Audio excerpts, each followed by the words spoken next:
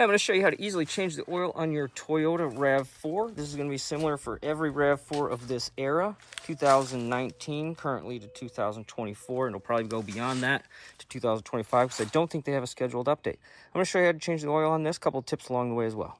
Hey, good thing to know, you don't need to lift this RAV4 up. Usually there's enough clearance for you to be able to get back there and reach what you need to. But don't be afraid to put this up in the air if you need a little bit of extra space, but I'm not going to. Only about a 10-minute job with DIY style tools if you got an average socket set, and probably a filter wrench to get the oil filter off because it's in a tight spot. That might be a sticky point here. A lot of times you can turn them off by hand, but this one's kind of in a tight spot, so I do recommend you have one of those. And I found when you're doing the oil change, if you lay with your feet this way, your head this way, so you can look up into this is kind of where all the action's going to be. Your oil filter is going to be that way, and you can get to your drain plug with about half of your body underneath the car and some good lighting. It is kind of a tight fit, but you can do it without lifting this car. Right here is the bare minimum stuff you are going to need to change the oil on your RAV4. You need the oil, 5 quarts of it, or 4.8, but you're going to need to buy 5. 0W16 oil is what this calls for. I went with Mobil 1 because I think they're one of the best in the business. You can also go with Toyota's OEM if you go to the dealership. If you're at an auto parts store, you're going to need a filter as well. 10332. I trust Napa's gold filters the most because they are made by Wix. These are a really highly rated filter in the automotive enthusiast community. Make sure you get the gold one. Okay, if you go to Napa, get the gold one.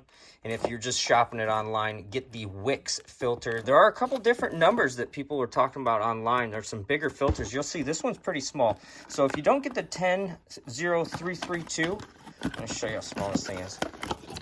That's a pretty small oil filter. Okay, there's some people running larger ones, and you can also run the Wix 51394, or you can run the Wix 57145. Here are the things you're going to need to do the oil change. Okay, so you need the filter, you need the oil, the 0W16, you're going to need 5 quarts of that. Then you're going to need some type of drain pan. Okay, the oil's got to go in something. I've got this big drain pan here. And then I like to use some type of paper towel. I prefer shop towels in my garage. These are much more absorbent than your normal paper towel. They're meant for like grease, oils, gas, stuff like that. They do a lot better than just your normal paper towel would. But any type of shop rag or an old t-shirt's going to help you out. There's almost no way around needing something to wipe up. You're going to need a ratchet as well, and a 10mm socket and a 14mm socket. And that is basically all you need to do the oil change. And I'm going to show you some of the extra stuff that I like to have when I do oil changes. And if you don't want to see all these tips and tricks and products that I've got lined up right here, just kind of fast forward till you don't see this stuff anymore. Okay, I don't want to overwhelm you with this amount of stuff that I have right here that I like to use during oil changes. This is the basics. This is all you really need. So if this is your first time doing an oil change, maybe start with this stuff, okay? But if you see something here, you're like, dang, that would really help me out, check the links in the description. I've got all these things here for a reason. All right, so I'm just going to say you are going to probably want something to put the oil in. Sometimes you can put them back into these little containers, but sometimes it's kind of hard to get those things full. You are going to need something to put the oil in. I like old washer fluid containers, or old milk jugs work as well, and then you can take it back to like an Advanced Auto, AutoZone, Riley's, Napa, whatever, and they'll recycle it for you. Most will do that for you. Next one I'd say you need is a funnel. You don't absolutely need this to do an oil change on this Toyota if you're accurate enough to pour that stuff in there. But a funnel or a 2-liter bottle cut upside down with the nozzle going inside the engine is another way to do it if you don't have a funnel. Disposable gloves, I like to have these so I don't get oil all over myself. If you do get oil all over yourself, you're going to have to wipe it off anyway with those towels. So it's kind of a toss-up. Do you want to use more shop towels, or do you want to use a couple of these? I like to use these not to get grease and oil and stuff all over my hands. A light, it's very nice to have a light down underneath the car when you're working on it. I really like this Rover light, this M12 Rover light from Milwaukee. While I'm talking about Milwaukee, I also have this power ratchet, extended reach. This is going to reach those 10mm bolts to take the cover off so I can access the oil pan and the oil filter. Don't have to have one of these, but they're awesome to have around if you do a lot of car work. And then I've also gotten extensions. I've shown extensions that have locking bits at the top. These are really nice so you don't drop sockets into the oil. That locks them right on there. In fact, I've got one on this power ratchet right here. You can see I have that locked on there. If you pull that collar down, and now it's not going to drop the socket, okay? And this socket on top, this is a magnetic 10mm. I'm going to use that so I don't drop my little tiny bolts into the sand out there while I'm working. And while I'm talking about magnetic, sockets. I've also got a magnetic 14mm socket. This is meant for spark plugs by Aries. Meant for spark plugs, but you can use it on anything that'll fit in there, any 14 that'll fit. It's kind of shallow on the inside, even though it looks deep this way because of the big magnet that's in there. I'm going to use this for the drain plug so it doesn't drop into the oil. Or I'm going to use this magnetic drain plug tool, which I've used multiple times. It basically, you get it kind of loose, and then you use that to turn it, and it holds it while it turns it out. Kind of a cool tool. I use it every now and again when drain plugs are hard to reach and I can't get my hand back there in time to save the thing. I've got a couple roto head ratchets here. These are gear wrench roto head ratchets. And if you're underneath the car, it's really nice not to have to swing a regular ratchet just a little bit at a time because the handle can get in the way sometimes. So you can turn these things straight up and down and just buzz nuts and bolts right out of there real easily.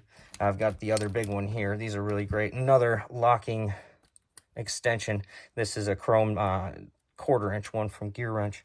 And then down here, you're going to need to get the oil filter off. Okay, sometimes they come off easily, and sometimes they come off like wet leather pants. They just don't want to. This is one form of an oil filter pliers. This is kind of another style that can build up into certain sizes and get the right size. You put a ratchet through there if you need to. This is another style. It's kind of spring-loaded, so when you're turning it, it springs into the ratchet, or I'm sorry, into the filter and tries to get it out.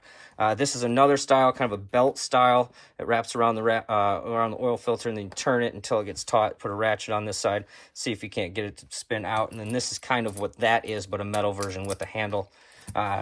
Couple of brushes that I would say I'd use. I wouldn't use the steel one. I'd use the brass looking one and the plastic one to clean off some threads and some areas that you're going to be getting into. And while we're talking about cleaning, tub of towels right here. I love these things.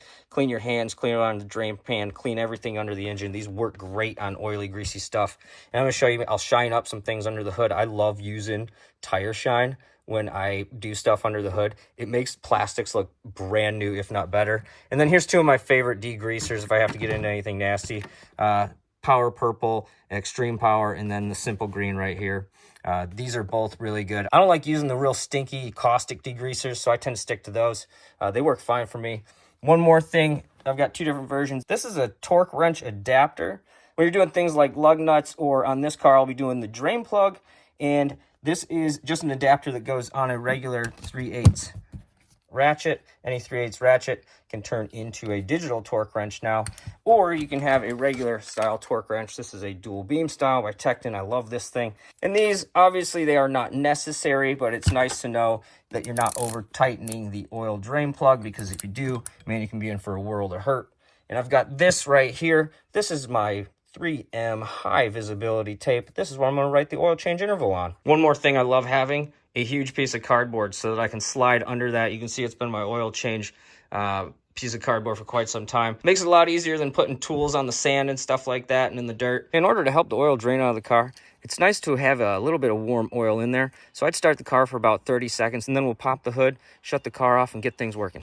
Let's pop the hood. If you haven't done this before, it's to the left knee area. And there's two handles that look almost identical. This one's the gas on the left and the hood's on the right. You know what, while we're at it, hey, Toyota, could you put these a little bit further apart or in different spots? Because you know how many times I've popped my hood when I meant to pop the gas? They're like 1/4 of an inch apart. Easiest way to get the hood latch is when you go in there, go fingers down and kind of cup them like that, and you'll feel the latch. You got to go left with it. There it is. Pull it left, and then you push it up at the same time, push the hood up at the same time, and your hood prop is on the hood right there. Goes down into the one with the arrow. You can see my engine's really dirty at the top, and that's because I live down a dirt road. There's almost no way to avoid that. I live like in the middle of a forest. I'll show you a couple tricks to cleaning this stuff up. It's real easy to do. Because my engine's so dirty, that's a little bit of an inclination to say, hey, I should probably increase how often I'm changing the oil on this, because if the outside of the engine's getting this dirty, well, you can imagine the inside's probably getting more dirty than somebody that just drives on concrete all day long. Okay, got my cardboard down, my light's shining in there so I can show you what I'm doing. And anywhere you see me use this fancy tool right here, this ratchet, this power ratchet, you can use a regular hand ratchet. You're probably going to want one with a little bit of leverage, a longer 3/8 one here. This is about 8 or 9 inches. Or you could use the roto head like I showed. This one thing's really cool. I'll probably end up using this one on the drain plug. All right, so let's get at it. You got 4 10mm to take off, and there is a cover right here. This is the passenger side of the vehicle, and we're just under the front past this first piece of plastic. Here's the second piece of plastic. It's got 1, 2, 3, and you can't quite see it, 4 that we got to take out of there. So let's do that real quick.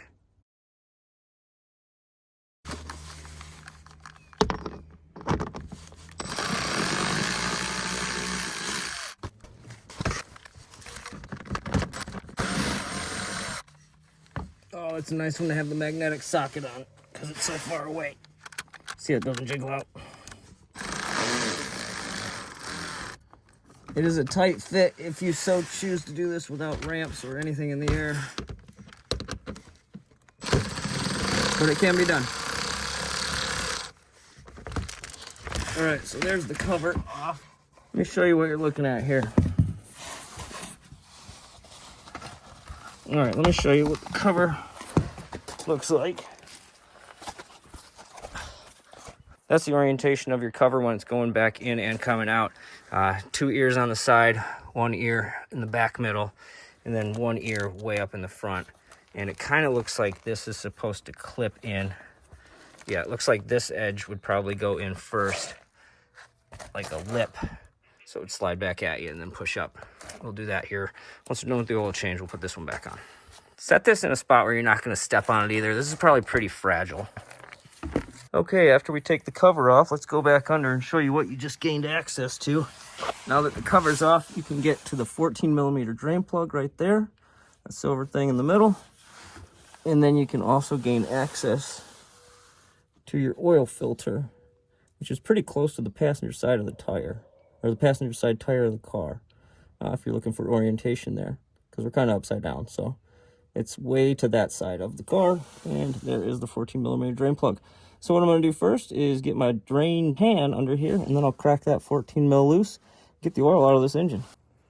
If you're doing this without lifting the car up, you're going to need kind of a shallow drain pan. I tried to fit my big one under there first, and that wouldn't really give me any access to take the drain plug off. So this is my 7-quart drain pan that's going to go under there. This I use for a lot of sports cars and stuff, so I know it's going to have a lot of clearance. And so let's get that under the drain plug area. Now I'll go grab my socket and open that thing up. Hey, before I put the oil in this, I also like to wipe out the drain pan so that I know if there's any contaminants in it, it's likely from the oil and not from the last oil change or whatever dust and crud collected in there. I like to study the oil a little bit. It's worth doing. It only takes a couple seconds. Okay, got on there. I'm just going to crack this loose a little bit. Hit the camera. All right, that took a little bit more than I thought it would. I'm going to grab my socket. And just spin it like that. Sometimes that's easier. Put a little upward pressure on it so that the oil is kind of pressed in there. You can see it's starting to come out. So I'm ready to pull this down. Come on. Well, I didn't want to drop it in there, but again, I was doing this with the camera, not necessarily my eyes. So now I've got a socket that I got to fish out of there and my drain plug. But I'm just going to let this drain. That's not a big deal. I'll get a magnet, get that out of there in just a minute.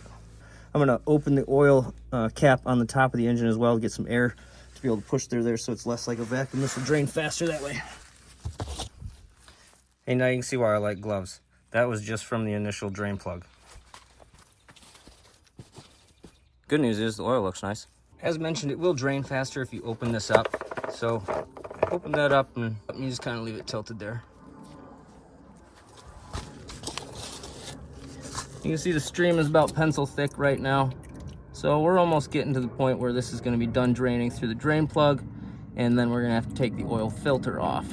While the oil's draining, it's a good idea to kind of look around at things. And while I noticed that there's a little bit of oil seepage under the valve cover, this isn't the valve cover. This would be the cover for the valve cover. It just pulls right off of there. There's nothing fancy. Just pull it up, move that off to the side. Probably don't do it on your battery. It's a bad idea. Move it off to the side and take a look. You can see I've got a little bit of seepage. Now, we drive this car a lot. It gets quite a bit of miles.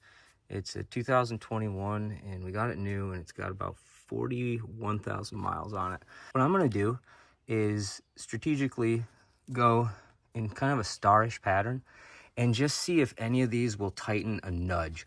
All I'm going to do is nudge them just a little bit. I'm not even going to try to turn them fully or even half of a turn. I'm just going to nudge them, see if I can tighten them up a little bit, because I don't think that gasket's blown. I just think maybe these are a little loose. Like I said, I'm just going to try to nudge it. There we go. So it's probably like 1/8 of a turn that one took. There's a couple in the back that I got to get to. It'll make it easy. I'm going to have to grab a different style wrench for that.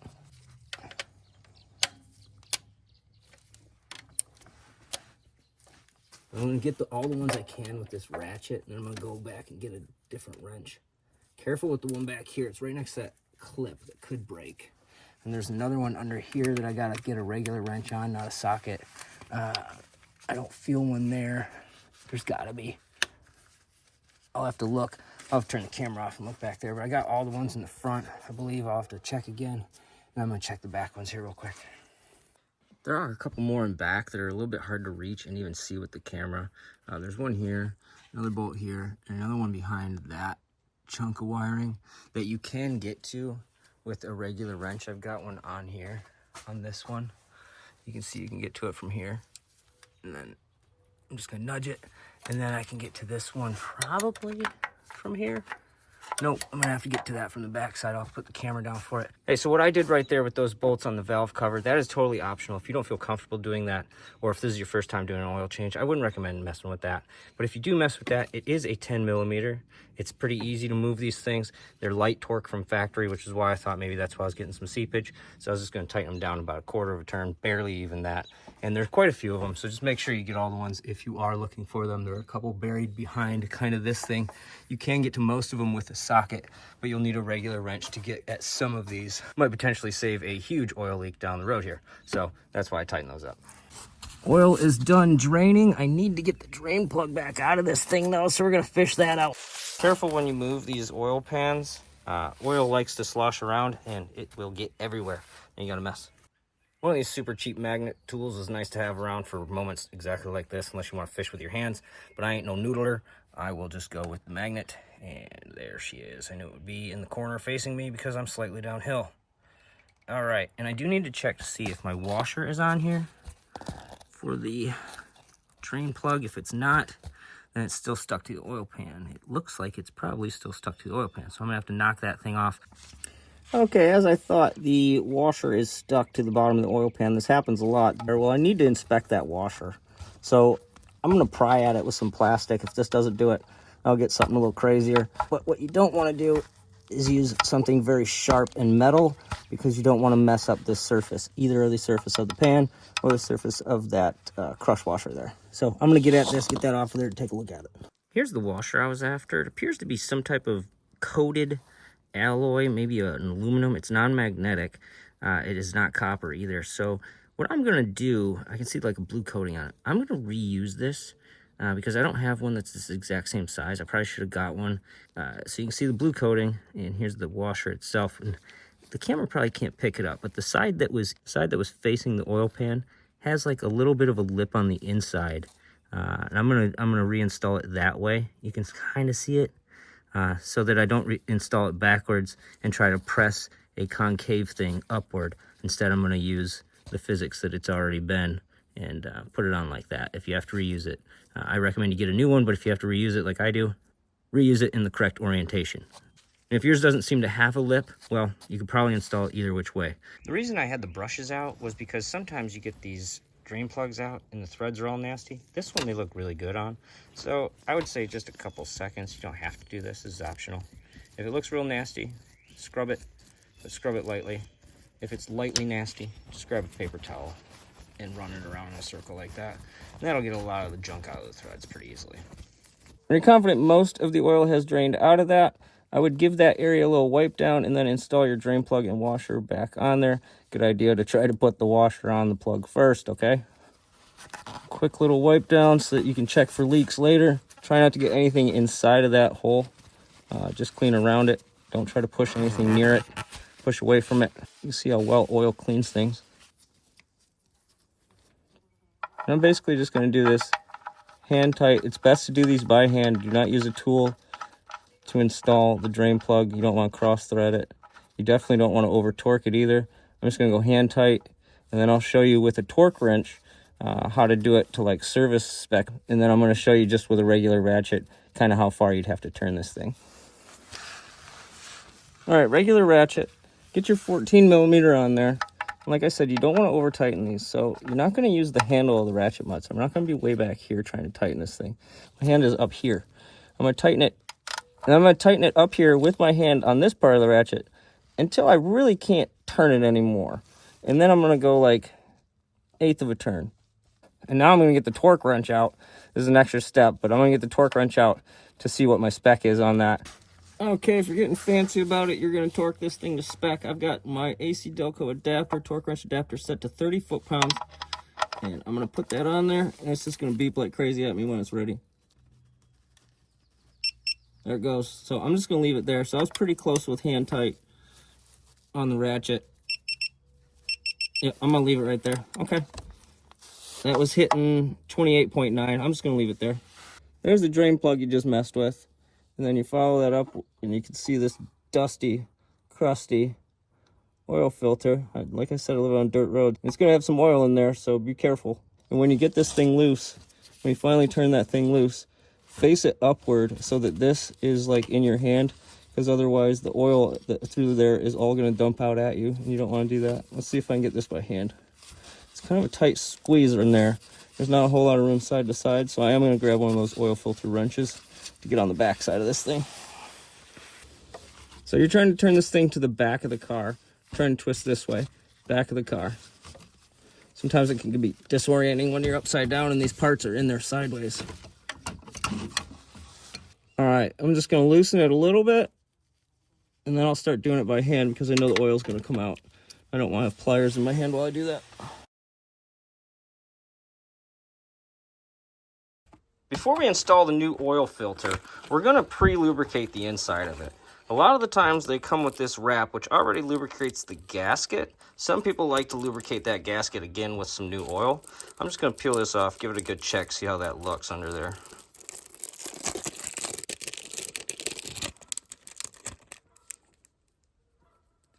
Okay, okay, this one doesn't show too much evidence of having a whole lot of lubrication on the gasket, so I am going to put just a little bit of this on there. And I'm also going to fill up, I don't know, to there, and then I'm going to roll it around to try to lubricate the inside, because when you install this, what you don't want is a dry filter on an engine that's got brand new oil in it. You kind of want a little bit of oil in here first to start that with. Okay, and you don't need much. I'm just going to pour a little bit all over the place. Okay, I'm just going to pour a little bit in there, not much. Dang, this is some really thin oil. Okay, I'm just going to kind of roll it around. I made a little bit of a mess because I'm trying to watch the camera at the same time. I recommend you don't do that, because now I've actually lubricated the entire outside of this thing as well. But I'm just going to wipe that down. This thing will be ready to install.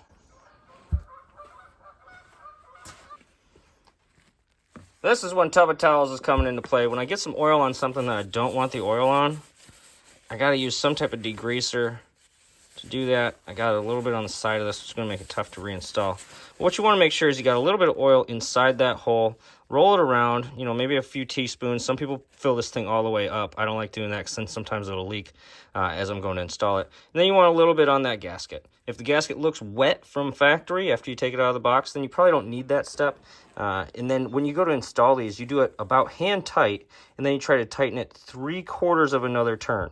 So hand tight meaning when this kind of just first gives you resistance, and then 3/4 again, okay? So we'll go do that in just a second. So you can get a visual on what I was wiping. This is where the oil filter spins onto, and I was wiping this surface down in those threads right there. You don't want to get anything in there, so careful about that. You don't want to put any of this dirt into that area. That's a real good idea to get a car wash before you do this. But remember that shield's on here, so some of the stuff just kind of stays dirty even during a car wash. So when I install that back on there, I'll clean up a little bit so none of the dirt can get in that area. All right, oil filter's about ready to go on. Look at that oil filter on there. Be a lot easier if a camera wasn't in my way. I've already got oil coming out on my hand, which is why I don't fill these things up all the way.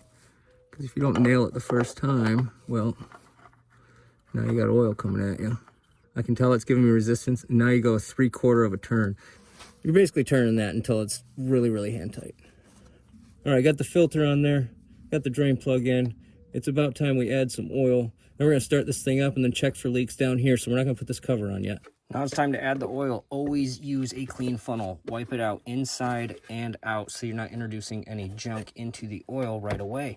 It'd be quite detrimental to your oil change that you just performed. Start with the one you already used to fill the oil filter up a little bit. That way you know you've got a whole one in already. Go slow.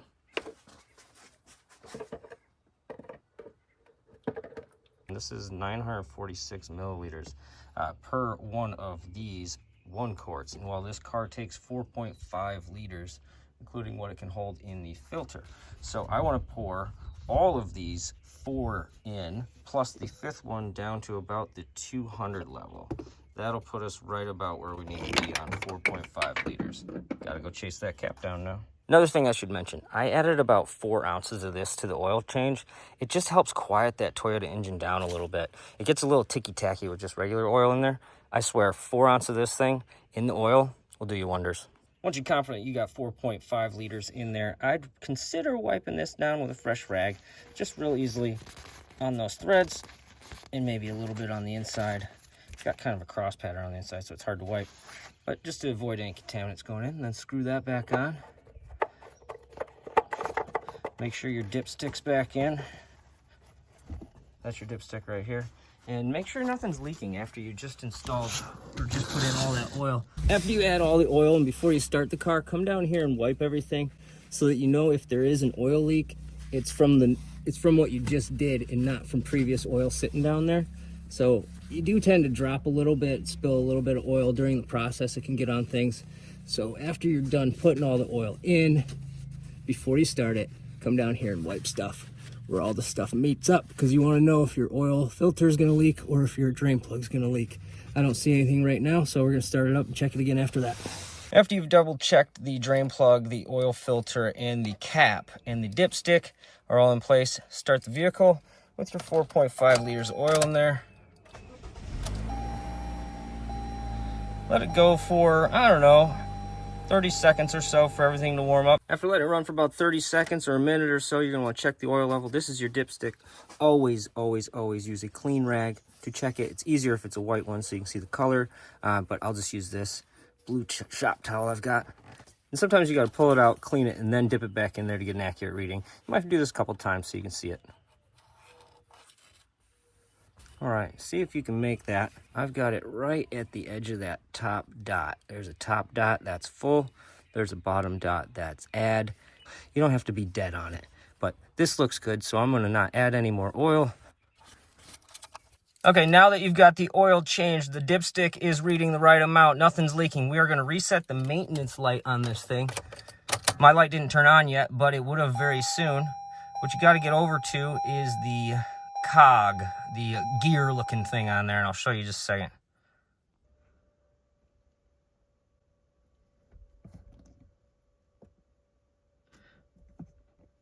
So you want to get to the menu thing, you press up on your arrow here to get to the menu. Up gets me this screen right here, and then over gets me to this. You're going to go down to vehicle settings. This one, not this one, vehicle settings. Hit OK. Hold OK. Yes, hold OK. Scheduled maintenance. Push OK to reset. Okay. Reset data. Up. Yes. Reset complete.